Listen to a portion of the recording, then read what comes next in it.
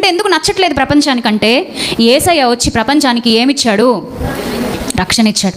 ఆ రక్షణ అవసరమని చెప్పాడు. ఆ రక్షణ ఆవశ్యకత అర్థమైతే తప్ప ఆయన అందరూ స్వీకరించలేరు. ప్రత్యేకించబడిన వారుగా, పిలువబడిన వారుగా, మనందరం ఏర్పాటు చేయబడిన వారుగా, మనందరం ఆయన మాటలకి లొంగాల్సిన వాళ్ళమై ఉన్నాం. ఎందుకంటే మనందరం ఆయన ఇచ్చిన ప్రతి ఈవిని పొందుకున్నాం. ఆయన మనకి ఎన్నో ఇచ్చాడు. ఏమిచ్చాడు దేవుడు అంటే ఏం చెప్తాం?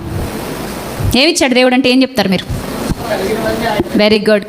ఆయన లేకుండా ఏది కలగలేదట. కలిగి ఉన్నది ఏదియు ఆయన లేకుండా కలగలేదు. ఆయన అన్నీ ఇచ్చాడు. ఎంత అద్భుతమైన పాయింట్ అంటే 6 అడుగుల ఈ శరీరానికి, బెత్తడంత ఈ నాలుగుకి ఎన్ని ఇచ్చేశాడు? అసలు ప్రకృతిలో అన్నీ ఇచ్చేశాడు. ఇవన్నీ ఇచ్చి ఊరుకున్నాడా ప్రభు అంటే? లోపల ఉన్నటువంటి ఆత్మ, శరీరాన్ని నడిపించే ఆత్మ, లోపల ఉన్న ఆత్మ ఈ పైకి కనిపించే శరీరాన్ని నడిపిస్తుంది. ఈ ఆత్మకు కావాల్సినవన్నింటినీ కూడా మళ్ళీ ప్రభు ఇచ్చాడు.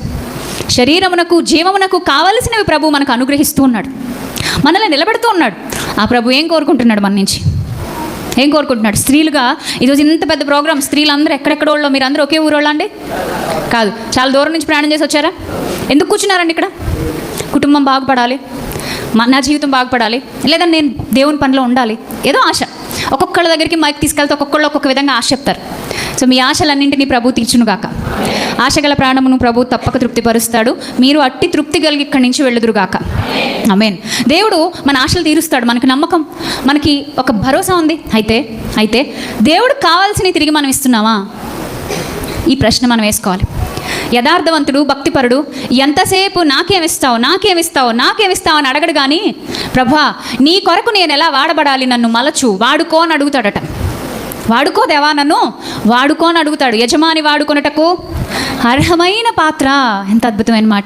దేవుడికి ఏమివ్వాలంటే ఒక అద్భుతమైన మాట చూపిస్తాను. మనందరికీ తెలిసింది రోమాపత్రిక 12వ అధ్యాయము. దయచేసి అందరూ బైబిల్ ఓపెన్ చేయండి ప్రియులారా. రోమాపత్రిక 12వ అధ్యాయము మొదటి నుంచి చదువుదాం.